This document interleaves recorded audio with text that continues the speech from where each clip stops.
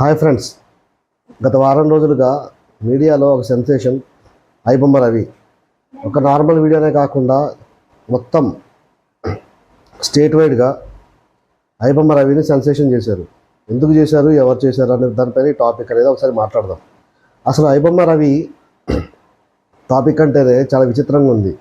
ఐబొమ్మ రవిని ఎన్నో రోజుల నుంచి ఫాలో చేసినా కూడా పోలీసులు దొరకలా. లాస్ట్లో వాళ్ళ మిస్సెస్ ఒక హింట్ ఇవ్వడం వల్ల పోలీసులకి ఐబొమ్మ రవి దొరికాడు. ఈ ఐబొమ్మ రవి చేసింది ఏంటి? సినిమాని పైరసీ చేశాడు, అది తప్పే, దానికి అరెస్ట్ చేశారు, ఆల్ హ్యాపీ. కానీ ఇక్కడ ఉన్న పరిస్థితులు ఏంటంటే అస్సలు ఈ కాన్సెప్ట్ ఎందుకు వచ్చింది పైరసీ అనేది, దీని మీద ఏంటి అనేది ఎవరికి క్లారిటీ లేదు. అసలు ఐబొమ్మ రవి అనే మనిషి తను చేసిన పరిస్థితులు ఏంటి అనేది మనం పక్కన పెడితే, అసలు ఈ టాపిక్లో సజ్జనార్ గారు చేసింది కరెక్టే. ఆయన తీసుకెళ్లారు, అరెస్ట్ చేశారు, అంతా బాగానే ఉంది. కానీ ఎప్పుడూ లేని విధంగా ఆయన ప్రెస్ మీట్ పెట్టడం ఓకే, కానీ ఎవరైతే విక్టిమ్స్ అని చెప్పి ప్రొడ్యూసర్ని, డైరెక్టర్ని, హీరోని తీసుకొచ్చారో వాళ్ళు కూడా అదే ప్రెస్ మీట్లో మాట్లాడారు. అది ఎంతవరకు కరెక్ట్ అనేది విశ్లేషకులు చెప్పాలి. ఈ ప్రాసెస్ జరుగుతున్నప్పుడే ప్రెస్ మీట్లు పెట్టి ఆయన్ని కోర్టుకు అటాచ్ చేశారు, అన్నీ బాగానే ఉంది, ఎఫ్ఐఆర్ ఫైల్ చేశారు.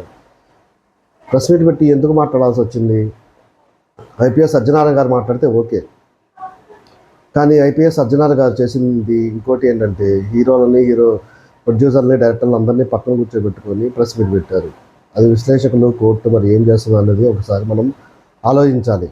అండ్ వీటితో పాటుగా అసలు ఈ పైరసీ ఎక్కడ స్టార్ట్ అయింది, ఎందుకు స్టార్ట్ అయింది అన్న దాని గురించి కూడా ఆలోచిద్దాం. పైరసీ వాళ్ళు సినిమా డౌన్లోడ్ చేసుకొని వాళ్ళ వెబ్సైట్లో పెట్టుకుంటున్నారు. అండ్ ఇంకోటి ఏంటంటే, దీనివల్ల వాళ్ళు ఫేమ్ పొందుతున్నారు, డబ్బులు పొందుతున్నారు, ఇంకా వేరే వేరే ఇల్లీగల్ యాక్టివిటీస్ చేస్తున్నారని చెప్పేసి నిపుణులు చెప్తున్నారు. కానీ సగటు ప్రేక్షకుడిగా ఆలోచిస్తే ఐబొమ్మ రవి చేసిన దాంట్లో ఏదైతే సైబర్ క్రైమ్ ఉందో దాంట్లో చాలా విషయాలు ఉన్నాయి. ఒక నలుగురు కలిసి ఫ్యామిలీ సినిమాకి వెళ్ళాలి అంటే, సరే సినిమా రిలీజ్ అయిన వారం రోజుల తర్వాత, 10 రోజుల తర్వాత వెళ్ళి చూడాలనుకుంటారు. ఇనీషియల్గా ఎవరు వెళ్ళి తొక్కి స్లాట్లోకి వెళ్ళి వేలు పెట్టి చూడాలనుకోరు.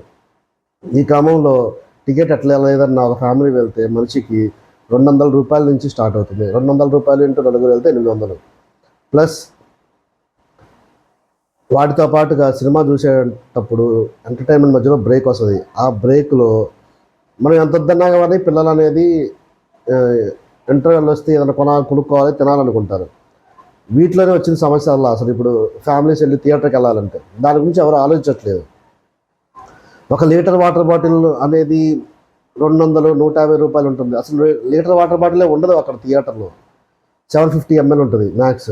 దాని మీద వాళ్ళ ప్రమోషన్ యాక్టివిటీ ఉంటుంది. దానికి 150, 200 రూపాయలు అప్రాక్సిమేట్గా ఛార్జ్ చేస్తారు. వీటితో పాటు నార్మల్ పాప్కార్న్ 150 దాకా ఉంటుంది. చిన్న సైజ్ అయితే 100. అలా అప్రాక్సిమేట్ రేట్స్ చెప్తున్నాను, ఎగ్జాక్ట్ రేట్స్ కాకపోయినా కూడా అక్కడ జరుగుతున్న ప్రస్తుతం అదే. మ్యాక్స్ వచ్చేసి 600 బకెట్ అంటాడు. అసలు పాప్కార్న్ 10 రూపాయల పాప్కార్న్ అనేది 20 రూపాయలు అనేది 500, 600 చేసి అమ్మటం అనేది చాలా విచిత్రంగా ఉంది, చాలా ఎక్కువ అది. దాని గురించి అధికారులు, జిహెచ్ఎంసీ వాళ్ళు కానీ, స్టేట్లో హైదరాబాద్లో అయితే జిహెచ్ఎంసీ వాళ్ళు కానీ, స్టేట్ గవర్నమెంట్ కానీ ఎవరు పట్టించుకోవట్లేదు. ఏ స్టేట్కి సంబంధించిన స్టేట్ గవర్నమెంట్లు 2 తెలుగు రాష్ట్రాల్లో దాని గురించి అసలు మాట్లాడరు. కానీ ఐబొమ్మ రవి చేసి తప్పు అంటారు.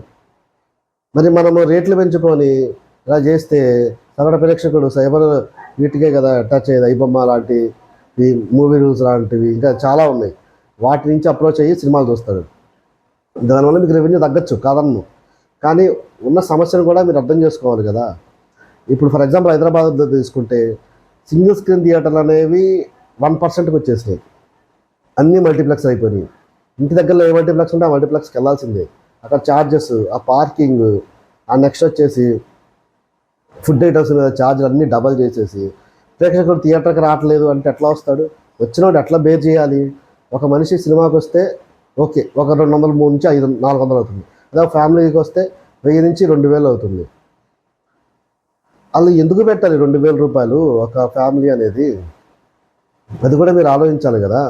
ఏమంటే బడ్జెట్లు పెరుగుతున్నాయి అంటున్నారు. బడ్జెట్లు ఎందుకు పెరుగుతాయి అది కూడా ఆలోచించాలి. అనవసరమైన పబ్లిసిటీ ఎక్కువైపోయింది. ఫర్ ఎగ్జాంపుల్ మన రాజమౌళి గారు చేసిన పబ్లిసిటీ ఎంత, అసలు ఆ పబ్లిసిటీ ఆ రోజు అవసరమా? అవసరం లేదు, కానీ ఆయన చేసుకున్నాడు. ఎందుకంటే ప్రమోషన్ గురించి ఖర్చు పెడతాం తప్పలేదు, కానీ ఓవర్ పబ్లిసిటీ చేసుకుంటే బడ్జెట్ అనేది ఓవర్ అయిపోతుంది కదా. దీని గురించి ఎందుకు ఆలోచించారు అనేది నాకు అర్థం కావట్లేదు.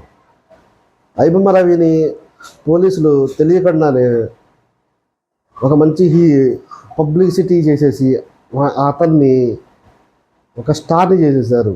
కొంచెం ఆలోచించండి మనం ఏం చేస్తున్నాం అనేది. దయచేసి గవర్నమెంట్కి నా రిక్వెస్ట్ ఏంటంటే, థియేటర్లో సినిమా రేట్లు తగ్గించండి, నార్మల్ చేయండి. ఇతర తినుబండారాల రేట్లు నార్మల్ చేయండి.